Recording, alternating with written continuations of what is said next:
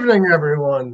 We are being joined by Jeff Towers here momentarily. We got Gorak and Naomi. How you guys been this week?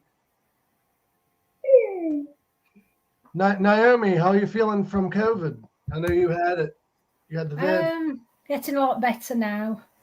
That is excellent news. We do have a video from last week that we skipped over somehow because she sent it during the show, I guess. Federica had a story she wanted to tell. So we will play her video and then we will get with Jeff Towers. He's waiting patiently backstage, ready to tell stories. Here is a message from Federica. Hi, Mike. Thanks for inviting me on the Pink Sock podcast, but unfortunately I'm still driving and I'm in the traffic of the city. So I want to say hello everybody and Happy New Year! Happy 2022! See you on Friday in the trenches with Greg Smith. Mwah! Cheers! That wasn't a story, but thank you, Federica. I haven't seen the video. Nice message. Yeah, she said she was in the traffic, so there you go. She was in traffic. Traffic's pretty bad there, especially towards the Leaning Tower of Pizza. But we have the one, the only. We have Uncle Jeff. We have Jeff Towers. How you doing, brother? Happy New Year! Happy New Year! Happy New Year!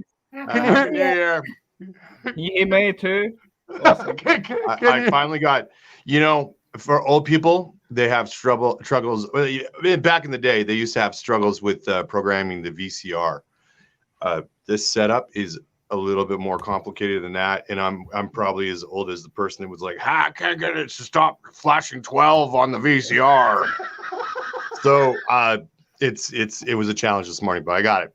We're here. We're good. We're alive. Is the microphone is the microphone and headset working, or is that for looks right now? It's good. I think it's working. I guess we'll find out. I guess we'll find out. It is what it is. So how have you been so far in 2022?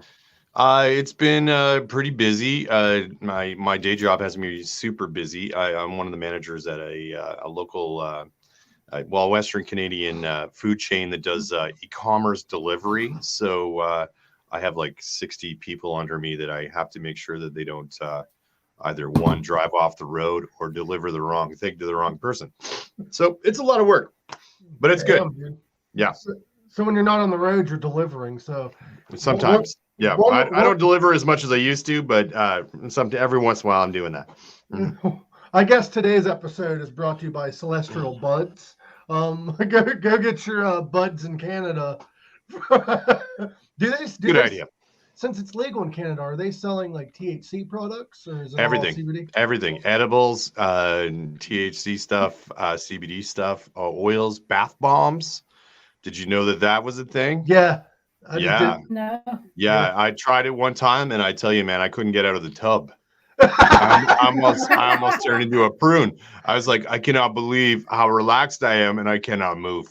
Bro, but anyways, you're not supposed to eat the sounds soap. Great. No. Yeah, it is, Naomi. It's great. You should try it out for sure. It's amazing. It's the most relaxing I've ever been. CBD or something else? Because if it's that's CBD illegal here. Oh, right, that's legal. Yeah, here. CBD, and I think you can get ones with THC as well. That wouldn't be allowed here. Yeah. With CBD soap, it really helps with like arthritis pain, broken up skin. Absolutely, yeah. It's a huge medicinal piece, yeah, for sure. THC though in soap wouldn't really work because it wouldn't get into the bloodstream. No, but if it's in a bath bomb, it's like you're basically soaking yourself in it. So I mean, it does something for sure, The steam. But enough about that. Enough. Freaking degenerates. I'm telling you. All right, let's jump. We got a lot to talk about today. All right, and after we're done with your stories, I think me and Gorak are going to tell a couple stories from our workplace, and we're just going to have fun with this. We're going to jump in. You sent me pictures, so I'm just going to pop up pictures, and you start talking. Yeah, why don't we do that? Okay, so first, before we'll start here. Well, before we put a picture up, I'll give a backstory here. For about since 2001 to 2014, I ran a music shop in Calgary, Alberta, Canada, in which I sold primarily drums, but I also sold everything else that we sold. So guitars, amps, microphones, headphones, that kind of stuff, recording equipment, everything. So these stories are about that experience. Okay, now we're ready. Okay, you ready? Okay, we're ready. Oh, okay, we're gonna start here, I guess. my pictures I say are probably out of order. It's all right. You know what? Let's hold off on this one. Skip to the next one. I'll come back to that one. That right there is Gene Simmons. Okay, apparently we're starting a little bit into the flow of the pictures. I don't know what happened, but that's okay. Every year there's a thing that happens in California in Anaheim called the National Association of Music Merchants. And it's a trade show, and it's one of the biggest it's the biggest trade show in North America, and it's the second biggest trade show for music in the world. There's one in Germany that's a little bit bigger, but we're talking about not very much bigger. Thousands upon thousands of people show up to do this thing. Anyways, this was a quick picture that I took when I was walking past a reveal of a new guitar. It was actually a bass guitar called the Axe, and this is Gene Simmons, and it was a Gene Simmons Axe guitar. And I just happened to be about 10 feet away, and I took a picture real quick. So that's Gene. Genie. That's Gene Simmons of AC/DC, right? Yes. Did Gene Simmons of every money. Sorry, what's that? Did he charge you for taking that picture? Because normally, as you can see, we were not making eye contact, so no. So you mean we might get taken down because Gene wants his money? Probably not. Probably not. Gene can smell money, and if he comes in here, he'll look around and go, "Yeah, there's nothing here." I'm over here like we're getting paid. What the? I'm telling you. All right, so that next picture there. Okay, I was really fortunate enough to be in the right place at the right time for a release of an amplifier by Marshall Guitars. And as you can see, it may not be super clear in this moment, but the guy in the back there with the sunglasses is Slash. And the guitar that the amplifier that they were releasing was a signature model for Slash. So he walked right by me, said hi too, which was funny. I've worked for him a couple of times, so it was kind of an interesting moment. And the guy in front of him on that previous picture is Chemo. That's his bodyguard. So pretty cool. Yeah. So that was one thing that happened at the trade show. That was pretty fun. That's not Slash. That's a picture of me on a Tuesday. Yes, probably with a special hat. No, that's Slash. That's Slash. I promise you that's Slash. You know, it's not Mark. Mark, is that you? Yeah, that's me. Yeah, I can see it. Maybe you should do that for Halloween. Next Halloween, you should be Slash. Yes. You get some glasses and shave your beard. You could be Slash in a heartbeat, man. You just need a hat. And get a pen. You'll be fine. I think Slash should grow his beard out. You know, Slash is probably one of my favorite like rock icons that I've worked for. He's one of the nicest dudes I've ever met. Like super, really kind and really appreciative of everything.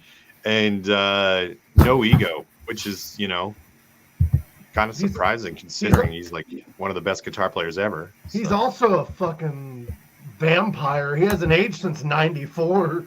We didn't talk about that in the copious amount of blood that was in the backstage that was necessary for his survival. But not allowed to talk about that. No. Oh, okay. So on to the next picture. So this is Tony Coleman. Again, this is at NAMM. We were in the Kinko's corner where we're firing off some promo stuff for a BB King thing coming up that he was doing a memorial for BB King. Tony played with BB King for like 30 plus years and hell of a drummer and another one of my favorite people in the world. So it was pretty fun to hang out with him. We hung out a lot at this. This would have been 2020's NAMM, the last NAMM before all this crazy shit happened. Oh, shit. So yeah, pretty neat. Is there any word on if NAMM is coming back anytime soon? They've shifted the date to June, which is, in my opinion, a horrible mistake. because it's usually in January. In fact, this week, right now, if NAMM was happening, it would probably be happening next weekend. So it's right now for me. This is a very emotional month because January always represents NAMM to me, and if I don't go, I feel like I'm missing out on a huge thing. Mm-hmm. So with it being locked down last year, and they did everything online, and then they also did this year sort of the same, but moving it to June. I don't think that's a good idea because there's too many kids and too many families on holidays at Disneyland. And it's in Anaheim, right beside Disneyland. And nobody needs to see the carnage that happens at NAMM. My kids. Like, there's no way kids should be witnessing this absolute berating of people completely obliteratedly out of control. Myself usually included. That's like inviting kids to Mardi Gras. What the fuck? Exactly. It's like I remember going to Vegas one time and I saw a young family like pushing a stroller and I was like, and it was like freaking almost 2:00 in the morning, and I was just like, oh my God, why would you bring your family to Vegas? Like, this is the weirdest thing to see at 2:00 in the morning. And it wasn't like they were homeless or anything. They were actually, for sure, tourists, and I guess they just wanted to go on a family vacation. Well, just Vegas. throw the kid in the friggin' stroller, and we'll walk around downtown Vegas in the middle of the night because that's safe. See, the issue with Vegas was it was great at one time, but when it became like a family thing, that's when it went downhill. Yeah, nobody. Again, that's another place that nobody needs to see that shit. Right. All right, on to the next. We're moving on. This is Johnny Rabb. This is another, like, I'm only showing pictures of people that I really admire as far as like their playing and their personality and their friendship. So Johnny Rabb is definitely high on the roster for that. Johnny invented a stick technique. There's like a blast beat type thing, but more currently he's known as the drummer for Collective Soul. Oh, nice. Yeah, nice. So this would have been 2015, I do believe. See, I love talking to you about these people because, like, there's bands that I know members of, but you know, like, everyone. I'm open to talking to whoever, and it almost like for a lot of situations, these guys are on the road and they're. A lot of them are guys that are like hired gun situations, so nobody really pays any attention to them. They only pay attention to the stars or whatever. And quite frankly, I don't give a shit about the stars because most of them I just whatever. I would rather talk to the people that are actually working their asses off, making it happen. So that's how that happens. Most people you talk to are like, yeah, I met Willie Nelson. No, this motherfucker down here is like, I met his drummer of 50 some years. Great. As well as the artist. Yeah, that's the difference. Yeah. Well, I think I found the first photo we were supposed to show. Okay. Yeah. So here it is.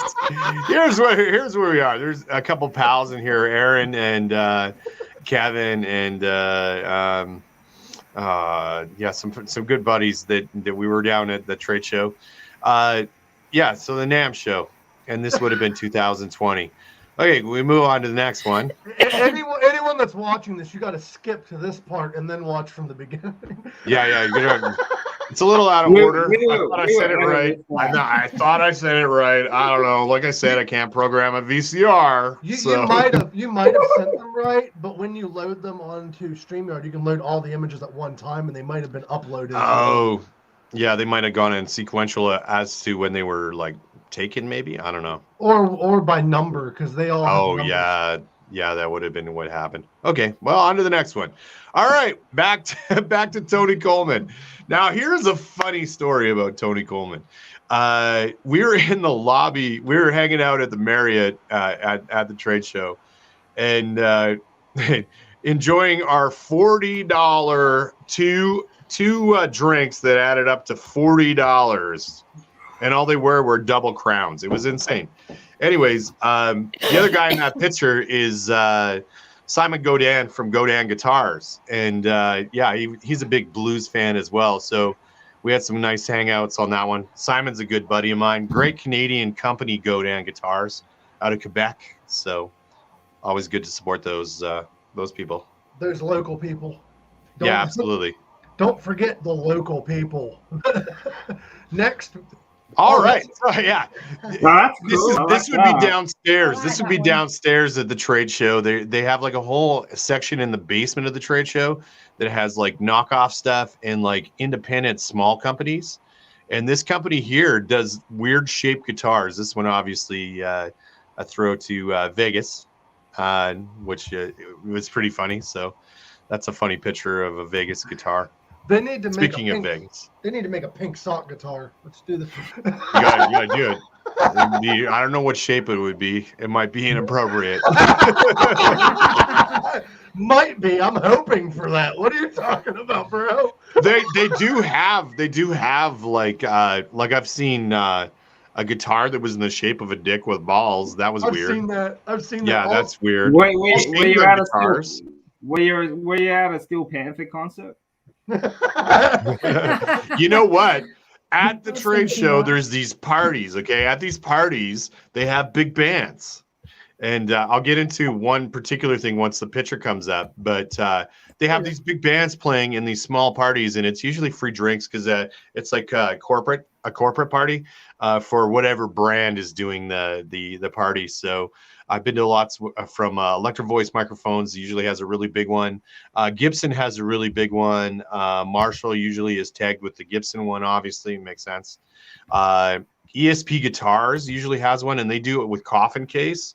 And usually that's with a fashion show with the kind of alt models and whatnot, tattoos and piercings. And usually there's like that kind of thing.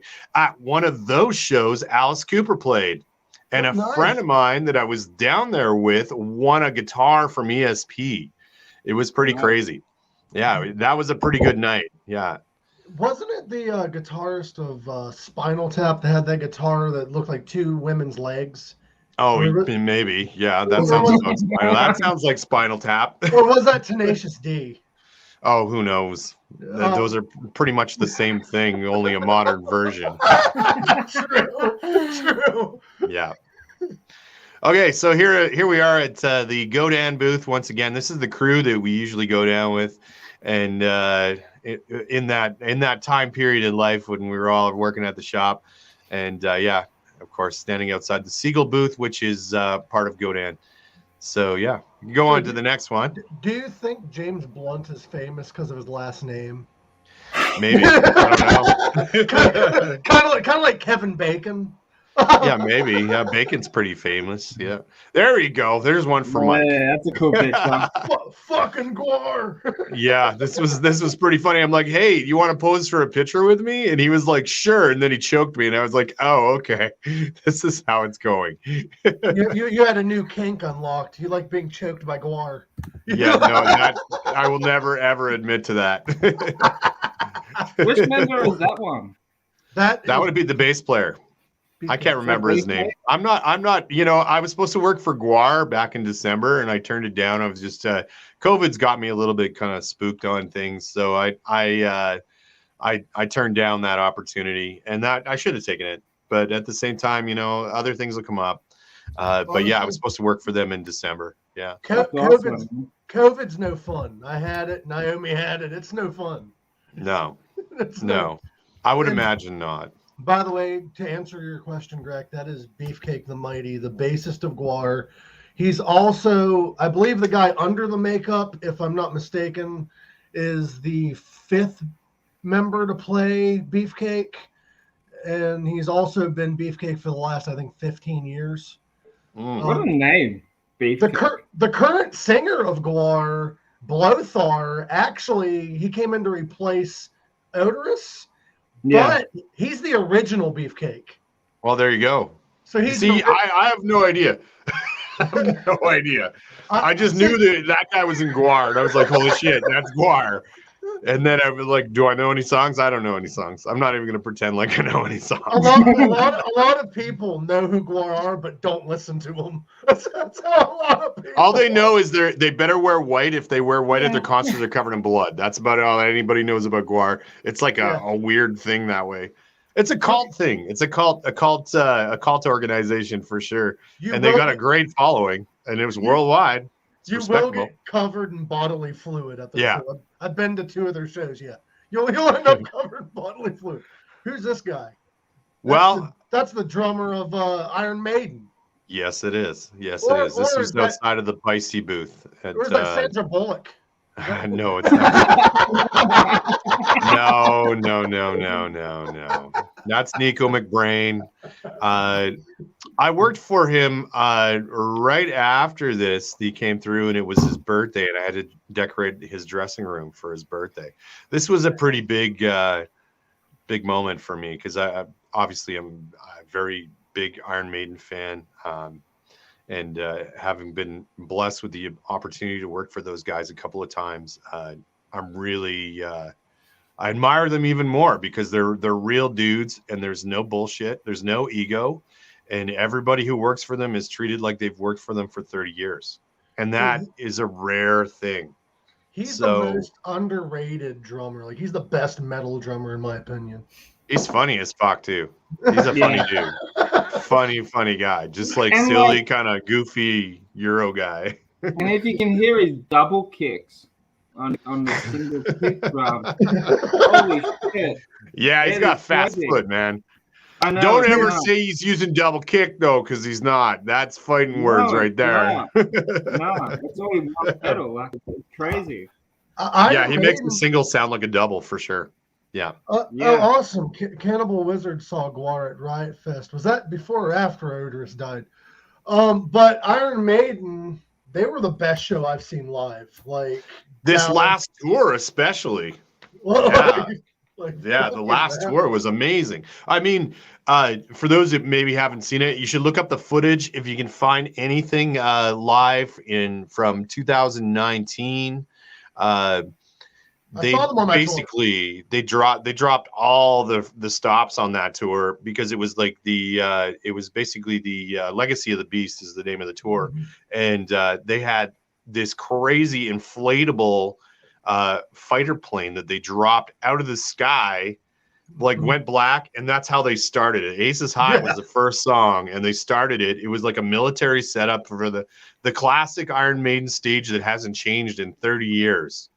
And just decorated a little bit different, a little more different motifs, but they went through the legacy of the entire of Iron Maiden basically, and they dropped like a little a Spitfire airplane pops down, and it's the intro from I think it's Churchill's speech, for World War II, and the whole place erupts, and then suddenly you see this airplane that's a full size Spitfire being lowered from the roof, from the truss above, and it's an inflatable, and it doesn't look like it. It's a fucking inflatable. Dude, I saw them on that tour, and it was fucking wild. It was the best. And also, I was amazed because Bruce Dickinson has done like the original first 3 albums that he wasn't on live, but the fact he did Blaze Bayley era Iron Maiden too. I don't think he's done that before this tour. And I'm like, they did at least one song from every era of Iron Maiden. Exactly. One Blaze Bayley song back in the Dance with Death tour or something. Yeah, it's been a while though. Yeah. It's been a while since he's done it. Fucking amazing. And I'm like, totally amazing show. I was blown away. And they went for 2 hours every night? Oh yeah. they have a pretty strict regimen too on how their day goes. Basically, at the end of any Iron Maiden show, I'm probably telling too much on this one, but basically they get shuttled directly out. Basically, come right off the stage into a vehicle out.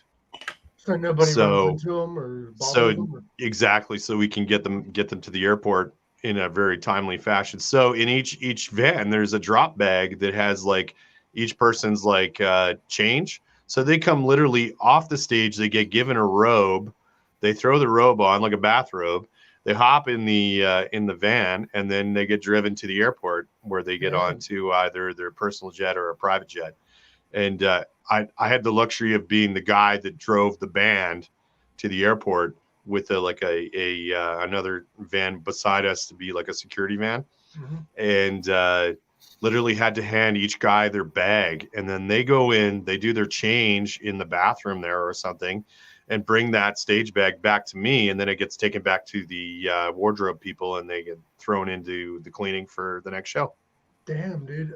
And that's the story of Jesus right there. The thing that amazes me about Maiden is they haven't slowed down, and they've been at it for so goddamn long. I was sitting there watching them, and at the very end of the show, I'm like, this was a 2-hour show. Bruce Dickinson had just gotten over throat cancer. He sounds amazing.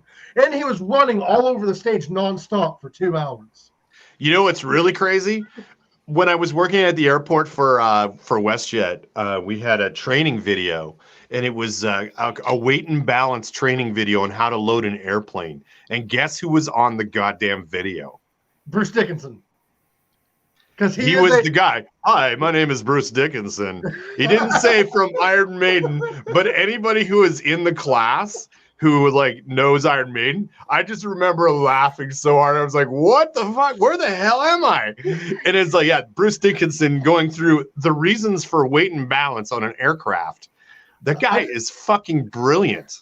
He's brilliant. I didn't know that he did videos like that, but I did know he's a licensed pilot.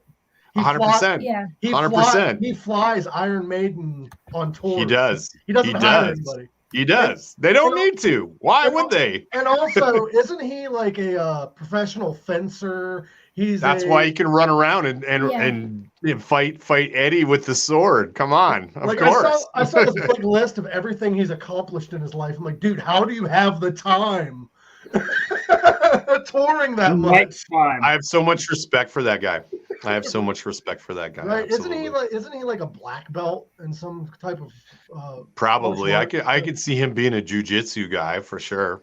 Yeah, like he's just a really ready to go, like on 10 all the time, and super friendly, super nice, and very polite and very appreciative. And I think that's what is a huge attribute to bands that are around for a long period of time like this. Is they're nice. If you're a dick, you don't last. People know, and then people don't want to work for you. How's come Gene Simmons has been around for so long? I'm not going to comment on that. He's like, let's put it this way. I'll hit it. I've heard there's a show. Sorry, what's that, Gorak? I've heard stories that he's a bit of an asshole anyway. So. At this trade show, I'll tell you one story about Gene Simmons. Well, I'll tell you two stories about Gene Simmons. Okay, there you go. Me and a friend that go to this trade show. We always had this like ongoing joke of like there was two things that we did at the trade show. One was try to take random secret pictures of Gene Simmons without him knowing, doing something totally normal, and also. Like this, case in point, and drinking a a Diet Coke. Yeah. And I can't tell if he's looking at me. He might be. But this one, his son was playing on an outdoor stage. So, of course, he was there. There was tons of people around. They were filming it for that stupid show he has. So I was like, I'm going to take a picture and get a secret picture of Gene Simmons here. So there's two secret pictures of Gene Simmons. The one not so secret picture that I unfortunately do not have because it was before cell phone cameras. At the trade show in the lobby of the Hilton back in the day. So this would have been like 2001. Okay. 2002, right around there. I think it was like first NAMM. And I saw Gene Simmons. I was like, holy shit, Gene Simmons. This is crazy. I got to meet him. So I stupidly went over to him and said, hey, man, can I get a picture with you? And he said, sure. So he stands there and there was two pictures. One picture, I was like smiling. I'm like, this is amazing. And in between those two pictures, I happened to say, my friend Kevin has this, who I go to NAMM all the time with as well, Kevin Parrott. He has a Kiss pinball machine, an original Kiss pinball machine. I'm going to get him to put this picture up right beside it. And he goes like this. It doesn't matter. Take the picture. And then I was like, what the fuck? Like totally like Damn. At the time, I did not realize how taxing it is to be at NAMM. This was day 2. He's probably been harassed by every Tom, Dick, and Harry about wanting a picture, wanting to say hi, whatever. And by the end of his day, he's probably like, fuck you guys. I'm out. I get it. Yeah. I get it now 100%. 100% get it. So I don't hold any bad feelings about him. I did be asked to get to work for KISS one time a couple summers ago, and the Cult opened. And my appreciation for the Cult is substantially bigger than KISS. So I wanted to work for the Cult. So I switched to be the PA for the Cult on that day, and it was one of the best days ever. Shout out to John Tempesta, as some of you may know. John Tempesta was in White Zombie. Yeah. Yeah, Was White Zombie. White Zombie. He also was in Helmet too. Wasn't he also Rob Zombie's first drummer? Yeah, probably. Yeah, more than likely. I'm not sure if he played with Rob. Yeah, I do know that he was in Helmet, and I know he was in White Zombie. The guy is a beast. That guy right there is a powerful drummer. Incredible. But anyway, shout out to him. I would love to see White Zombie get back together, but it's never going to happen. I don't know. You never know. 2020 has done a lot of things to people, so you never know. Rob said in an interview that he doesn't think it would be practical because nobody wants to see White Zombie in 2020. At the time, it was 2020, and he's like, nobody wants to see that. Yeah, but then he was saying they were having arguments as well, so that kind of leads. Between that and the fact that that's his ex-girlfriend's band, I don't think Sherry Moon would let that happen. I stay out of that shit. That was a rumor. What? The bass player and Rob back in White Zombie. They were boyfriend and girlfriend for like years. Yeah. Oh, really? Yeah, they dated for years. They broke up and tried to stay a band, and then there was some kind of issues that was never made public, and then they broke up. Yeah, I don't know. That's a lot of personal stuff that I never try to bother myself with because I try to respect everybody's personal privacy on that stuff. I mean, being in a band is hard. Being in a band with somebody that you care about and you're involved in a relationship is a fucking nightmare. So yeah, don't fuck where you work. I learned that the hard way one time. Well, yeah. I think there's a nicer way to put that. Like, don't eat where you shit where you eat, shit where you eat. Oh, come on, dude. Whenever I shit backwards sitting on the toilet. I know you keep sending me that meme, and every time I'm just like, what the fuck is wrong with this guy? Is that your Well, you have that table, you can like have snacks and you put your coffee on it. You know what I mean? On to the next picture. Right. I worry about you, Mike. I worry about you. All right. So this is going back a couple of years. I think this was like 2004, and this is Jeff from The Used. Yeah, and this you guys know The Used. They're fucking awesome. Yeah. The funny thing about this picture is we're in front of the Orange County Drums and Percussion because obviously Brandon, who is now in Rancid, their drummer was one of the drummers there. So we were hanging out at the booth, chatting and whatnot. And then I think it was the winter after that when Taste of Chaos came through Calgary. The Used were headlining, and we spent the day hanging out at the mall. It was great. That's awesome. But yeah, it's very cool. So we'll go on to the next one. All right, here we go. Trade show parties. The girl in the middle there, the blonde, you probably sort of recognize her, but this is before her band was. Yeah, there you go. In this moment, you see, this would have been when In This Moment was brand new. This was one of their first shows. And it was at the House of Blues in Anaheim at the time, which was in downtown Disney. The other two people are Sammy Kizelbash and the other rep for Mapex for Canada. So this was a Canadian hangout. That drink in my hand is not a Coke. It is 100% rye, I'm pretty sure. It was a messy night, as you can tell. I was also not impressed. She kind of had a bit of an attitude, and I was just like, whatever. So this is how that picture happened. that's she's my future ex-wife. She's just like that sometimes. She's nice. I've worked for her since. She's cool. All right, here's another classic. Okay, so Zorro. Oh. Zorro. No, That's the drummer Zorro. Zorro plays with Lenny Kravitz. Oh, nice. Yeah, that's one of Lenny Kravitz's drummers. This is at the Vic Firth booth, obviously.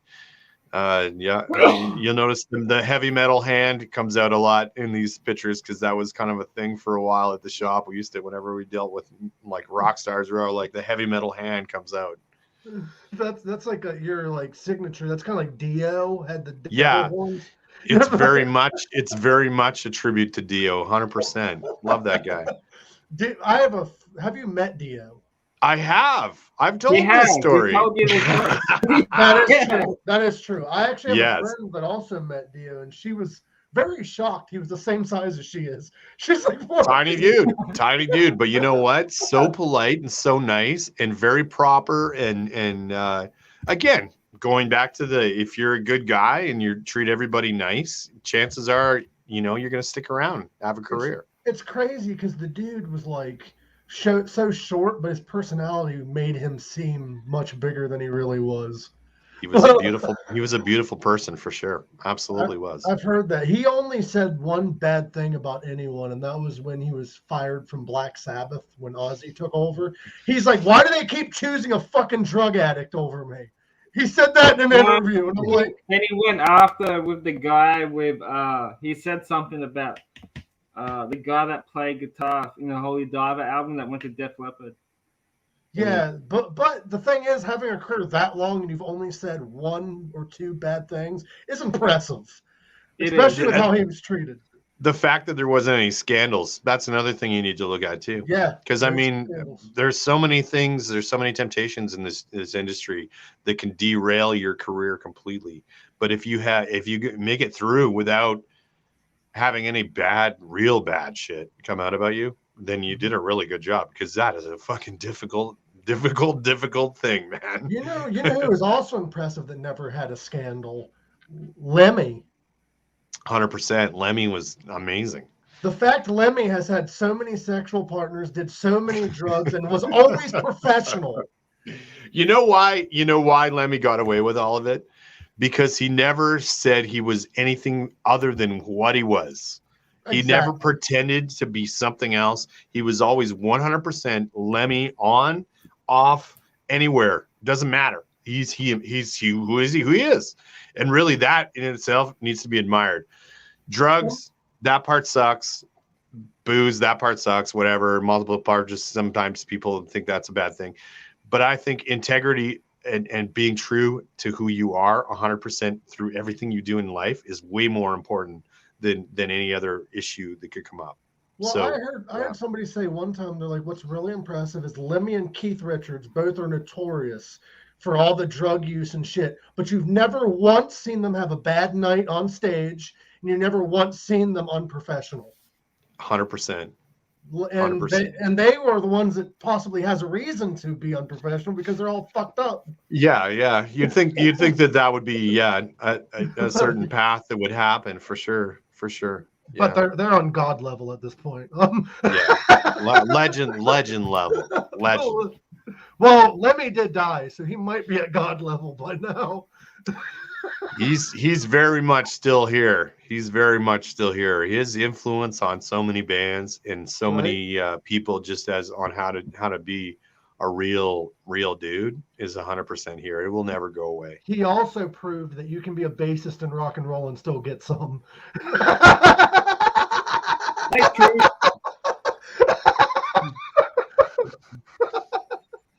Am I wrong?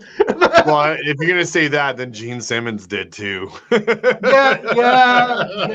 But Gene Simmons was. He just throws money at it. That's all. From what I heard from like Ace Frehley and stuff, is Gene Simmons was a very desperate sexual man. He never went for quality other than his wife. Again. There we go. Back into the action. Two people you may recognize. Yeah. Yeah. Fucking the other guy. Twisted Sister. Yeah. Twisted Sister. And the tag I'm holding is actually JJ French's tag because he took the picture. So the other guitar player for Twisted Sister, because I hadn't seen a picture of him in a million years, and then I recognized the other guitar player, on which I'm drawing a blank at the moment. He has a line of hot sauces. Check it out. And I just asked him straight up. I'm like, hey, man, can you take a picture for me? He goes, oh, this is kind of funny. I'm usually on the other end of the picture. And I'm like, oh, my God, I feel awful. And he goes, just hold up my tag. And it's all good, man. This is a good story for you. And I'm like, fuck, that's funny. And yeah, cool. I hadn't worked for Slayer yet at this point. So, this was before I worked for Slayer. And this is also before Kerry King actually came to the shop and did a signing at our shop. So this was a big moment. Also, coincidentally, Twisted Sister is one of my favorite bands growing up as a kid. So this was also a big moment for this. And you'll see some more of that and the future pictures on here. I'm never going to let you down. Never going to let it down, though, that you're a huge Twisted Sister fan. And so am I. And you're like, hey, JJ French, can you take a picture of me with another member of Twisted Sister? I hadn't seen a picture of him. You don't even go and look at him. He looks drastically different. I love the guy. And he's doing some good stuff. He has a podcast now as well. And just from the era that I saw, which would have been like 87 to that was 2004. He did cut his naturally hair. I'm going to be like, who the hell is that guy? He also got his hair cut. He don't keep it long. Exactly. He doesn't look anything like he does. And he was wearing a suit. He was wearing a suit. I thought he was just the guy that was like hanging out at the booth. That was a sales guy. Because there's people in suits at this, like people that are selling shit at these parties all over the place too, that are at these booths. So you see rock stars mingling with people in suits, and you don't know if that's who that is. Is that the owner of the company or what, or the manager or what? That kind of thing. So it's a confusing moment at NAMM for sure. Yeah. Jeff, let's move on to the next one. I'm not gonna. We got a lot to get through, man. We gotta pick up this pace. All right, At the Gates. This is at the ESP booth. This would be the guitar player for At the Gates, and he also plays in. Yes, there you go, Arch Enemy. Yeah. So we can skip over that one to the next one. There we go. This would have been, yeah, exactly. Lamb of God. Chris is a good buddy. He has been to the shop a few times and did a signing, and we're both on the Mapex team, so this was a nice little Mapex hangout. We can go over to the next one. Nice dude too. Yeah, he's a fucking legend too. Back to the parties. Okay, the guy in the middle is Steve Klotz. Steve Klotz was the shop manager at Axe for a long time, and now he's the rep for Shure Microphones and works for SF Marketing. And the guy with the tongue, that would be Dan from Death by Stereo. And this was me introducing Dan to Steve at a Schecter guitar party. The look on Steve's face is absolutely pure gold. You guys are looking at him like he just had his first edible, and you're like, "What the fuck are you doing?" Like, yeah, oh yeah, it was a pretty classic moment. This is a picture that I send to Steve every time it's his birthday. I send it to him, and I'm like, "Remember this moment?" But he's the guy that first took a chance on me to be a sales guy at Axe. Back in 2001, I was super green, never had a sales job before. He knew I was a drummer. He knew I was very invested in the knowledge of the craft and the gear, and he took a chance on me. So I have a lot of respect and love for that man. So yeah, Steve Klotz. I'm glad he took a chance on you, because if he didn't, we probably wouldn't be talking right now. Exactly. There we go. Will Adler, the other Adler, and that would have been at the ESP booth as well, hanging out. Basically, these booths, they have like a table full of people that are there doing signings. And because we were like the #1 ESP dealer in the world, we get invited to these parties and stuff. And this was during a signing, and I just kind of leaned in and was like, hey, Will, it's nice to see you. And of course, being really good friends with his brother, it was like one of those things. It was like, hey, man, what's going on? So did a quick picture. Yeah. Is that Ozzy Osbourne in the background? What the hell? Probably not. I'm pretty sure Ozzy wouldn't go to the NAMM show. That would drive him nuts. It's too big, and And I don't even know how to describe how big it is. It's the size of the convention center at Anaheim. So if you have a chance to Google the convention center at Anaheim, 4 floors of musical gear, and we're talking every single brand of every single type of musical gear in the world shows at this trade show. So it's the biggest, and it is overwhelming. The first time you go, you're just like, the first day, you're just like, oh my God, I don't even know what to say. Like and you're there for basically Wednesday, Thursday, Friday, Saturday. There's a Sunday as well, but a lot of people ditch on Saturday. They go Saturday and then fly out on Sunday, so they're back to work on Monday. But yeah, generally it's incredible. Thousands and thousands of people at this thing. So the least cluttered day to go would be Sunday. Yeah, but a lot of people have left, so you won't see many of the stars. The biggest day for NAMM is usually Saturday, and that's when it's semi-open to the public.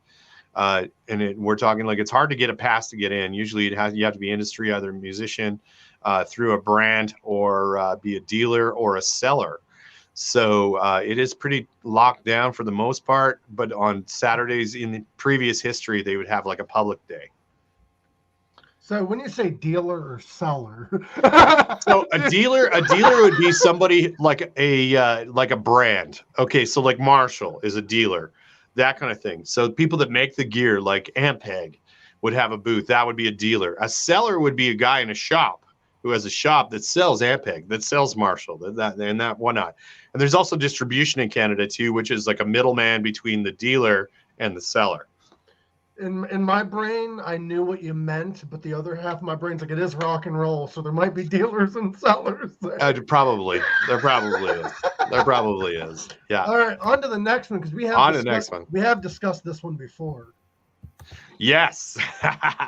Again, hanging out at the Coffin Case. Now, I have a long history with Coffin Case. Like way back in 2002, I went to the trade show, and I met a buddy that was starting out with this new company that was called Coffin Case. And I was really drawn to it because I was like, hey, it's a coffin-shaped guitar case. This totally makes sense. And he was downstairs in the kind of experimental, small, like independent kind of thing. It didn't have any artists on his roster. Didn't have the Coffin Case girls, which are the ones that would basically be like the alternative models that do the showcase for the party and whatnot. So it was like a brand new company. So at this one, obviously Doyle from the Misfits, that's his daughter on the right there, and the guy John 5 beside her. Yeah. This is pretty funny. Like Doyle brought his daughter, who was I think about 4 or 5 at the time, to the signing. It was pretty funny. She's like the only kid in the entire place. She looks really excited to meet John 5. Yeah, she's just kind of like thinner. I don't know what's going on here. I'm hanging out with Dad at work. I gotta say though, John 5 is probably the nicest human being I've ever. He's super cool. Yeah, absolutely, he is. Absolutely. And then we have the other. Of course, yes. Now this is at the Schecter guitar booth. We just happened to be walking by, and there's Jerry Only. So once again, a big fan of that. I met Jerry Only briefly. I worked at Taco Bell, and the Misfits. I worked at Taco Bell, and I met Jerry Only. Yeah, the Misfits had like a van, and they drove it through the drive-thru and ordered like a 12-pack of tacos. And Jerry Only's like, you might have heard of our band. Here's our latest EP, and like handed it to the cashier. And That's funny. And I'm like. And I hand him the food, and he's like, "Hey, you should listen to our music." I'm like, "You're Jerry Only. I've already heard your music." Classic Jerry. I mean that guy's on promotion 100% of the time. I mean, that guy has built an empire. He's built an empire for real. Built an empire, and it's respectable. He is the Gene Simmons of punk rock. He's fully the Gene Simmons of punk rock. I love that guy. All right, this is at the Orange County booth, I think in 2005. So this is Travis Barker's actual kit. And yeah, it was the militia kit. So the pattern on it is all like militia style arms, so guns and stuff. And yeah, so Travis that would be. Barker is like one of the best drummers I've probably seen live when it comes to like presentation. Yeah, he's a show guy for sure. He's like Tommy Lee on crack. Yeah, definitely a lot of Tommy Lee there. Probably one of the most influential drummers for new drummers currently, I would say. There's a lot of people that you see play, and it's like it's an obvious nod or whatever, or copycat or of Travis. He's a super nice guy too. Like back in the late 90s, I was in a band called Hiatus, and we had a soft deal with Stars and Straps, which is his clothing line. So that would have been like a little bit into Blink 182 era. Mm-hmm. Yeah. Well, Blink, the thing about Travis, and it's kind of very similar to Tommy, is he not only was in Blink, which was a pop punk band, but he's played for rap artists. He's played for like everybody. Yeah. He's very diverse. He's diverse, but he brings his own flavor to everything. Like, it's Travis Barker, and that's the goal as a drummer, is you want to have your own noticeable style when you're playing, so people can recognize it without even knowing you're on the record, but they hear the way you play or the tone or that one signature fill that you have, or multiple signature fills. And if it's identifiable, that is like the biggest compliment you can tell somebody is, I knew it was you before I looked at the liner notes. Yeah. And no offense to the original guy, but you're a great drummer when people forget that Blink 182 had an original drummer. Yeah, I mean, feel bad for the guy. I feel bad for the original drummer, but at the same time, Travis Barker is Blink 182. Like, people's paths are people's paths. I mean, you can't really help how it's going to roll that's out. like the original drummer of the Beatles said he's better off not being in the Beatles. He said that in an interview. He's like, I wouldn't have met my wife if it wasn't for that. Like, there you go. You see a different path. I think we got a couple more here. Here's another random party pattern. This would be a normal. This is basically a POV picture of what it's like at a party for NAMM right there. So we can skip over that one. I think there's a better picture for that. I think this is. Yes. This was a pretty good one. I took this one for my daughter at the time. So I came back and guess where Daddy was, and she was like 2, and she was like, she knew exactly what was going on. It was pretty awesome. I love how you did the metal hand for when you met Elmo and Cookie Monster. Oh, hell yeah. Hell yeah. Roll. So at these parties, there's randoms that hang out at these parties. And the guy in the foreground is the owner of PK Sound. And that guy in the background with the PK shirt on, or the hoodie on, is the other owner of PK Sound. And that's a PA company out of Calgary, and they also have a shop in San Francisco as well. Guys like Skrillex use this product, and it was invented in Calgary. So we decided that we were going to do a little photo bomb of the guy behind Trevor there in the front, and that's Dr. Phil. So that's Dr. Phil. And that's why we did the picture. We were like, I think that's Dr. Phil behind you. He goes, let's set this up for a PK shot. that looks kind of like the guy from Office Space. Yeah. It's pretty ridiculous. But yeah, Dr. Phil. That's weird. Marriott Lounge. Okay. Richie, the guy in the background there that's smaller than the angry dude in the front, it was on our crew. I think this is going to be starting off the flow of Richie. Now, Richie was one of my favorite coworkers at Axe. He was a guitar salesman, super funny, dabbled in comedy for a while as well.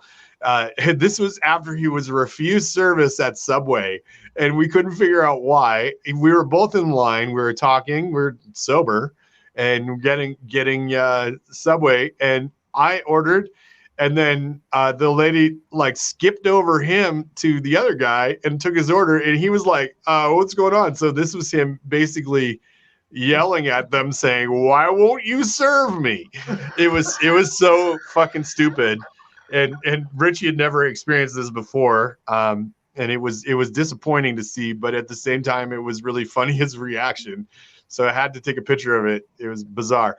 There's going to be a couple pictures coming up that feature Richie, at NAMM because he was basically one of my favorite wingmans at NAMM. All right, so we'll skip over the pictures. We have about 8 or 9 more photos, so this might be out of order. But okay, let's see if it's Richie next. There he is.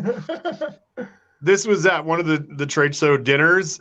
We had convinced this girl that Richie was a huge rock star, and it was like a whole big thing. And it was the reason why we were there is because of Richie. We were going out for dinner. You probably don't know him, but he is a very famous rock star. And this would have been at the Jazz Kitchen in downtown Disney. And the girl's like, "Can I get a picture with him?" And I'm like, "Yeah, here you go." So that's how that happened.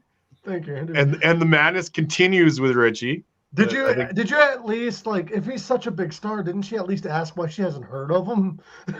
No, we didn't get into that. We dodged those kind of questions because that's how you do it. So we'll get into the next picture. Is this also him? Is this why you were there? There's Richie again, as dressed as Gene Simmons. Is he wearing a wig? All right.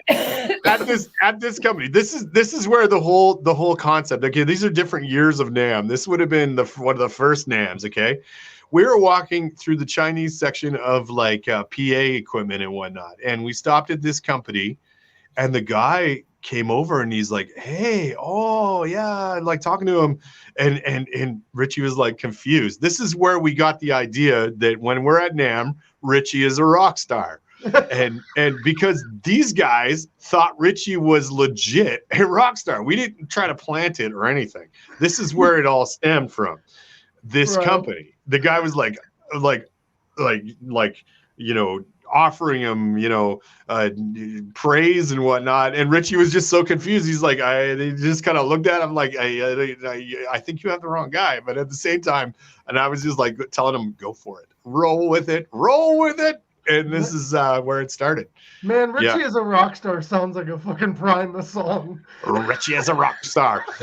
Richie's him and I used to have these pranks that we used to play at the shop.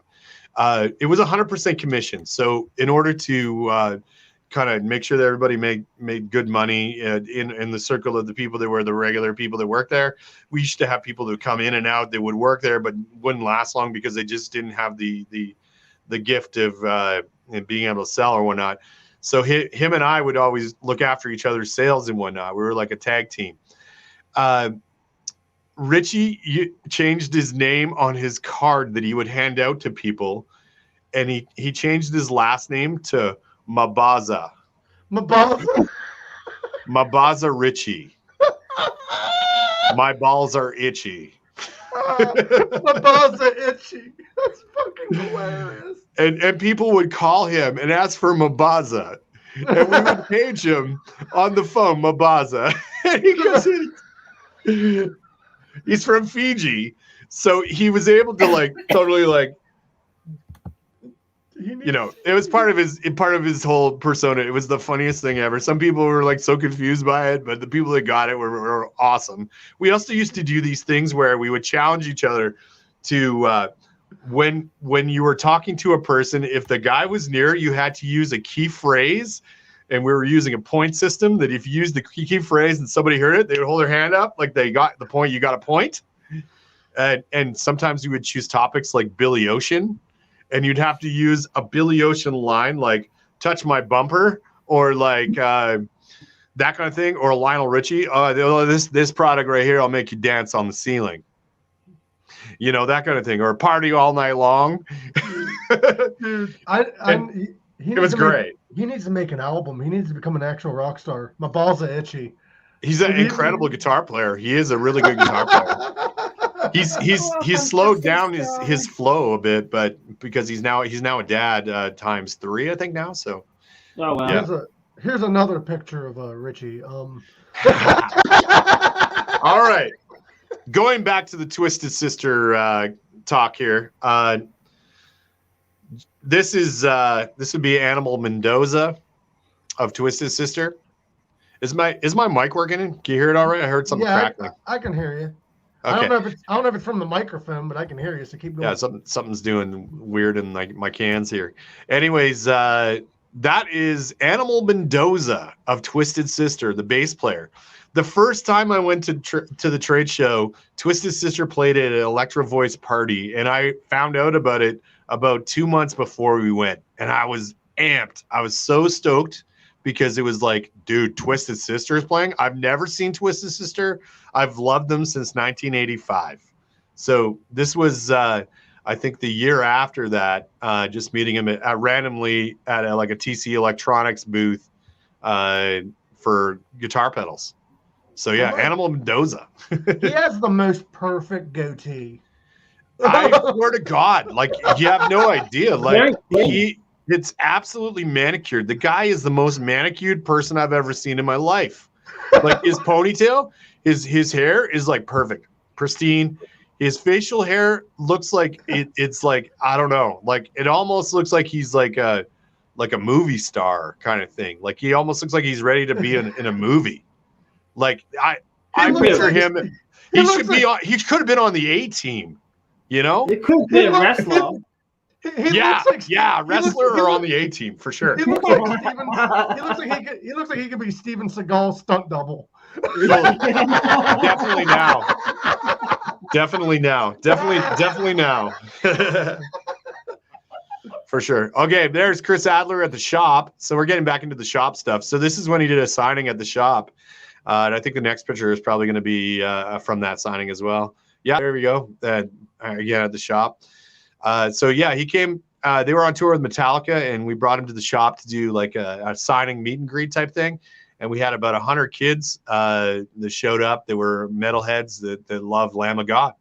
It was pretty awesome. He was super hungover that day too. I guess him and Lars went out the night before because it was a 2-nighter in Calgary, and I turned down working that show because I wanted to make sure that the meet and greet at the shop was looked after. Because I would do the concerts and I would do the shop at the same time. Like I would take days off to go do concert work. So this was a pretty cool day for sure. Very cool. That is awesome. Like and that was for Mapex. Yeah. I love Lamb of God. They put on a hell of a show. Absolutely. I've met Chris once at a Megadeth concert. He's actually really nice. Yeah, he's a super rad dude, man. He's super friendly and very down to earth and approachable, which is, you know, one of the reasons why I admire him, and his playing is off the chain too. Like he's a crazy player. Yeah. Especially when you played Megadeth for a year. Like it was fantastic. Yeah. Most of the members, like most musicians that are down to earth and nice, are the most talented musicians. Usually, yeah. Usually, except for like 1980s and 1990s Dave Mustaine, but that's a story for a different day. Hello, me. This is me. Hello, me. Meet the real me. He sounded like Macho Man Randy Savage a little bit. Might have been. Okay, this is a very special picture. So I'm going to take 2 guesses on who this is. Who do you think this is? That's Lando from Star Wars. It's very close. Very close. This is Indigo Chancellor. Indigo Chancellor played on Thriller. Okay. He's the drummer he was the drummer on Thriller, and he was used a lot by Quincy Jones for drum tracks and whatnot. And you know the Billie Jean groove? The reason why Billie Jean is so good and so solid is 90% of it is a drum machine, and there's a human factor involved, and it's just the hi-hat. The push on the hi-hat is Indigo. That's what he did. They were having trouble with it. The drum machine was really rigid and too choppy. And so Quincy and him were trying to figure out a way to smooth it out. And Indigo just started kind of playing along with it with a hi-hat. And the push with the hi-hat is what makes Billie Jean what it is. Without it, it doesn't even sound like Billie Jean. I've heard tracks without it, and it was night and day different. Didn't Michael Jackson write a lot of his songs also with beatboxing? Yep. Yeah, absolutely. Like he didn't know how to play instruments, so he'd beatbox. Yeah, it's called scatting. It's like a jazz term. And what's incredible is he would do that shit live. Yeah. While singing. I'm like, what the fuck? Yeah, he's pretty crazy. We got a couple more, and then I got to tell you a story about. There we go. More Chris Sadler signing at the shop. So this was inside the drum area at the original location for Axe. So yeah, a lot of drum heads on the wall were all signed by rock stars and whatnot that either used my services or I had an interaction with doing a show and whatnot. So a lot of history in that room for sure. Damn, that's a lot of blood, sweat, and other bodily fluids in one room. Pretty much. The last photo that you have is the first photo we showed. You said to get back to it. So yes. Here you go. So at the trade show, companies will feature pieces that are archive pieces of gear. Now, this piece right here is synonymous to the grunge rock sound. That is Kurt Cobain's original guitar amp that he used for I think it was Bleach as well as Nevermind. So that's a huge piece of archivic rock memorabilia, and obviously at Randall, it was featured at the Randall booth. So yeah, that's what that's all about. Damn, dude, that is legendary. Yeah. That's fucking epic. Okay, I'm gonna tell you one last story. Because we are over the hour, but this one's the key. I had customers that used to come in and hang out at the shop a lot, and we built a lot of relationships and whatnot, friendships, and a lot of it was based on our love for drums. And there's a different vibe with drummers versus guitar players and whatnot as far as community goes. So we had a lot of people that would come and hang out at the shop. This one day in particular, I had a customer named Mr. Green come and hang out, and he was he'd bought about 3 drum kits from me in previous times. He'd always bring his daughter with him. He'd hang out, play a little bit of drums, and talk shop and whatnot. And we got this phone call that somebody wanted to use the shop as a rehearsal spot. Mm-hmm. And it was a pretty big name. And at the time, the drummer that was playing for him was a guy named John Blackwell. And I knew that Mr. Green's favorite drummer was John Blackwell. So I knew John Blackwell was coming to the shop. Mm-hmm. And he was about to leave. And I told him, I go, dude, I can't tell you why, but you need to stick around for another 15, 20 minutes. And we're closing the shop early because we have this thing that we're doing tonight.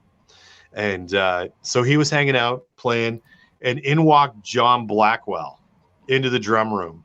And the look on his face was the best gift I think I could have given anybody, because I could have just let him go and he would have missed the opportunity to meet one of his idols. So that's awesome. It was amazing. So John Blackwell was playing for Prince. Mm-hmm. And Prince was rehearsing at Axe. That's fucking awesome. It was the most incredible moment where they pulled a semi truck up and started loading all his gear in, and then Prince came in to use the PA room as a rehearsal space. And it was by far one of the coolest moments at the shop. And I think this would have been about 2002, maybe 2003-ish, somewhere in there. But yeah, he basically came in, was introduced to me, and then we chose a drum kit for him to use for the rehearsal in the PA room. And then Prince showed up, and basically there was only 1 or 2 people allowed in the shop. Everybody else had to leave. And we were all told not to tell anybody this was happening because they didn't want to have any kind of interruption. Mm-hmm. And it was a pretty big moment for sure to have Prince rehearse at Axe Music. They say Prince was very secretive guy to begin with. He was really quiet, friendly but quiet, very quiet. I've heard that. But did you ever watch because this is weird because Prince is quiet and shy, but did you ever watch the Dave Chappelle thing with him and Eddie Murphy? No, I didn't see that. Charlie Murphy met Prince, and Prince challenged him to a game of basketball. Prince showed up wearing platform shoes and his full bodysuit, and he kicked Charlie Murphy's ass in basketball wearing platform shoes.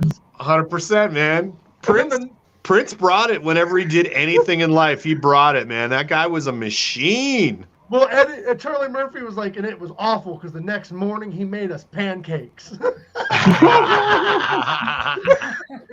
And he was like, here's your pancakes, bitches. Yeah, I can see that. I can totally see that. Yeah, Prince was pretty rad, man. Did you ever see the guitar when he was I think they were doing some kind of thing where it was like a guitar feature. I can't remember if it was a Hall of Fame thing, but they had all these famous guitar players play. And then like Tom Petty and stuff like that, and all these other famous guitar players played on this thing. I don't remember what it was for, but if you Google it, you should be able to find ultimate guitar thing with Prince. Prince basically came in and laid waste to everybody. He was incredible. Like just shredded the hell out of everybody. Everybody was just standing there going, like, didn't know what to do because he was like, they weren't expecting it at all. Yeah, you don't expect Prince, a pop singer or a funk singer, to be that good at guitar.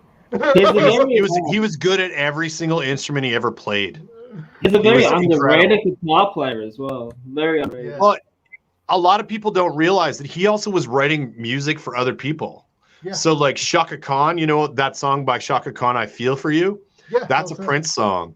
Or Nothing Compares to You. Yeah. That's a Prince song. There's several others.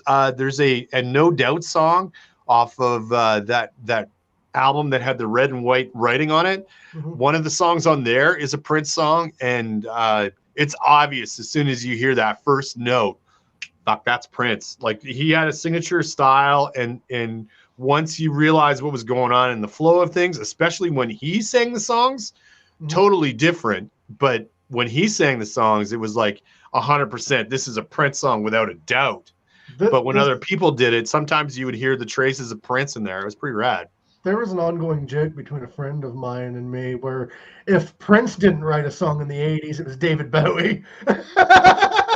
Yeah, that's true. Those two wrote the 80s, like every song in the 80s. Yeah. That was a big thing, man. That was a huge thing. Huge. When Prince passed away, I was working for Rihanna. Mm-hmm. And obviously the band in Rihanna's band are obviously Prince fans. And I remember hearing the news, and I remember, basically being in the production office, and somebody said, "Oh my God, Prince died." And everybody was just like, it changed the dynamic of the day completely. Everybody was bummed. There were several people on that crew that actually had worked for Prince before. So it was a really super emotional day. So the band, instead of doing a sound check, they did a rehearsal, and they played out the end of Purple Rain. Mm-hmm. The big long outro of Purple Rain was how they ended that night, and they turned the whole dome purple.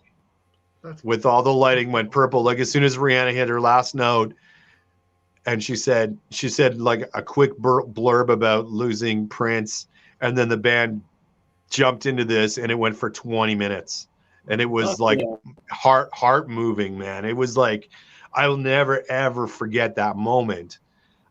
On top of it being the fact that it was the day that Prince died, but it was also the day that I saw a beautiful tribute to him that only the people in that room probably saw.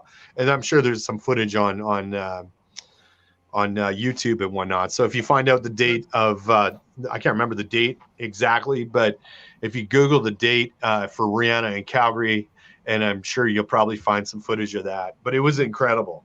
Heart moving, man. Everybody in the room was in tears. You know who else was a very underrated musician was Rick James. Rick James. I'm Rick James. Did you ever watch when he was, I think, at the BETs? Some woman was like, I don't know who that old guy is in the back. And Rick James came up to and accept an award, and he's like, and for that bitch that didn't know who I was or thought I was somebody I wasn't, let me remind you, I'm Rick James, bitch. And he walked off stage. With his mustache going on. Yeah. And his flow. Did you get to meet Rick since you were in the scene around that time? I didn't meet Rick, but you know who I did meet, and I ended up working for a couple times with Earth, Wind, and Fire. Yeah. So it was just like you're hanging out with Rick James, because I mean Maurice and all them. Yeah. Man, that was a pretty trippy day. Like Maurice was like, at the end of the day, he's like, "Thanks for all your help, Jeff. Thank you so much, man. Thank you." Like super soft spoken dude. But motherfuckers of players, like so good. That band, Earth, Wind, and Fire, were the shit.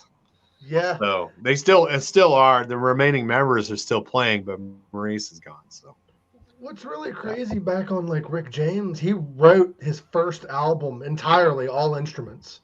He wrote all of it. Sounds about right. And I'm like, and if you listen to it, you're like, that's a full band. And no, it's just him. Just Rick James, man. It's just him. Okay, Yeah. we got a couple stories from Gorak and I. Naomi, Yeah, hit it up. You got any work stories, Naomi? I'll let you guys go first. Do you, Naomi? Do you have any work-related stories? I've got some, yeah. Well, Go ahead. Tell the wildest, the most. You're not allowed. I'm not allowed to say a lot of things, but Okay. what I will say was the job I used to do for kids every day was a crazy day. never had a day that wasn't crazy. Well, I'll let Gorak tell a story then, because he's I used to work in the emergency as a radiographer, so yeah. Oh wow, yeah, you see Oh, lots of crazy stuff. Yeah. Yeah, you find stuff inside of people. Yeah, we used to radiographers, it was part of their job to take x-rays to try and help the doctors locate anything inside somebody. Yeah. Oh, you were on a few episodes of Sex Sent Me to the ER, weren't you? All right, Gorak. That was just part of it. There's many other roles as well. All right, Greg, what was the story you wanted to tell, since Naomi can't talk about what she found inside of people? Well, most of it's all kitchen stories, because obviously I'm a chef and I work in the hospitality industry. Most of the stories is either injuries, like slicing the top of my knuckle here from a meat slicer.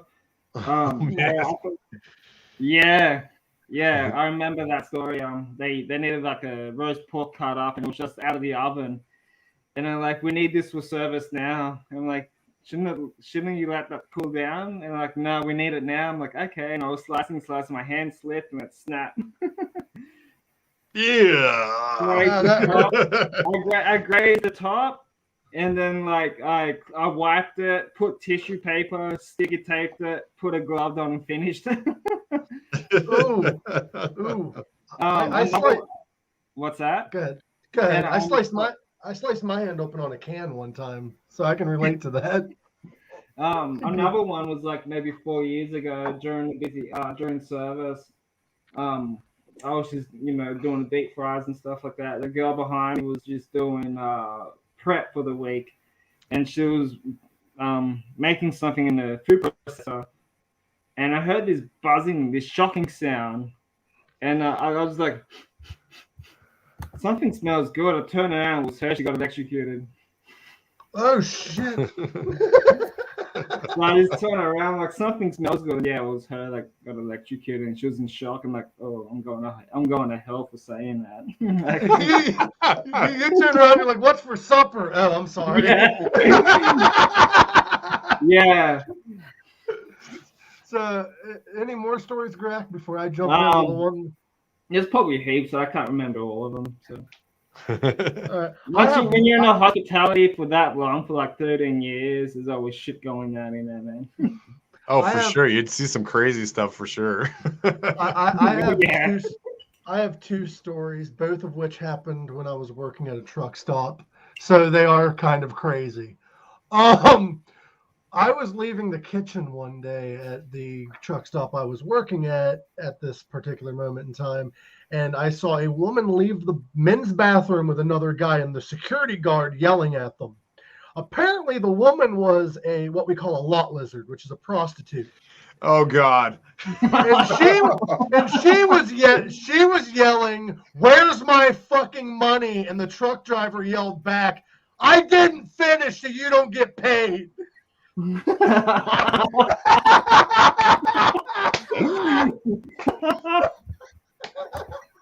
cops showed up and arrested both of them. And the guy was yelling, he's like, "Why are you arresting me? I didn't pay, so it's not prostitution." I knew when you said truck stop, I knew you were going to tell a story like this. I knew. And then I was like, oh God. Oh God. The next one wasn't something I personally experienced. I was told about it when I arrived at work, but it's so funny I can't share it. Like, I can't not share it. So the maintenance guy approached me, and so did another maintenance guy, and they told me this amazing story, along with the manager told me later on that day.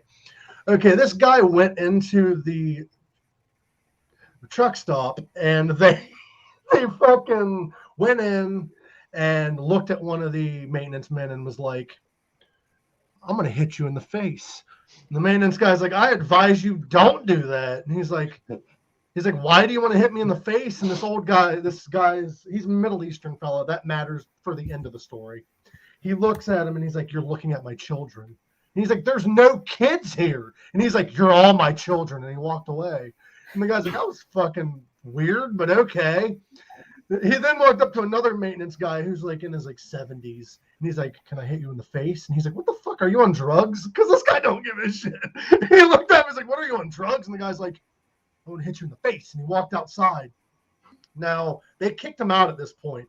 He goes to his pump, whips out his dick, okay, at the pump, and he starts pounding on his chest that all Middle Easterns are apes. Now, keep in mind, this guy is Muslim, and he's standing there with his dick out, yelling this. Did they call the cops? No, they didn't call the cops. They let this guy get in his truck and take that freak show to the next truck stop. Oh, wow. That's awful. I laughed for a solid hour. I'm like, what happened? Yikes. This is a story to tell for the grandkids. Oh, no, here's a story to tell the grandkids. The funniest reason why I've been fired from a job. I can't think of any reason why you'd be fired from a job. No, I was working at a truck stop one time, and we thought it would be funny to see how many hot dogs we could fit in our mouth. Oh God! I got 8 hot dogs in my mouth, and somebody took a photo, and apparently that photo was put on the internet 6 months later. And there was media companies tagged, the corporate office was tagged. I was called in the office and they showed me the picture, and I'm like, "So I get a raise?" And they're like, "No." I'm like, "Promotion?" Nope. They like, fired... You didn't pay for those damn hot dogs. The thing is I'm going to say, in the job I did, that would have meant a promotion, because it means you could just instantly eat your lunch and carry on working. Yeah, and my argument is they're like, "How do we know that you didn't put them back on the roller grill?" I'm like, "I'm not a psychopath, for one." I never even thought about that part. I guess, yeah, they couldn't think you were doing that. But for 2, how do they know that's not how I eat my lunch? Like, I got to get it all in there at once and get back to work. I mean, we're busy. And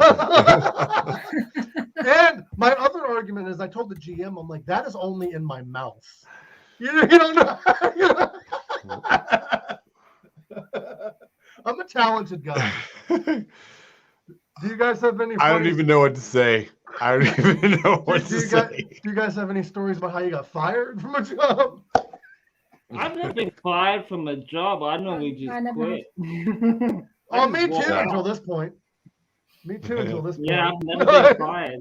I've been like maybe warned, and then I'll be like, "Well, fuck you," I walked out. Like, I've quit jobs, but it's hilarious that's the only job I got fired from. It's a good way to get fired. I'm blown away. I can see why it would happen for sure. I've never been fired from a job, like formally. So, like, I thought, like, I just thought that they would have given me a promotion, you know, a nice raise. But It's I just good advertisement. yeah, you put that on the billboard. Like, they're so good, you need 8 of them. Like, Yeah. I would have. There's a special deal, and it's Mike with 20 hot dogs in his mouth.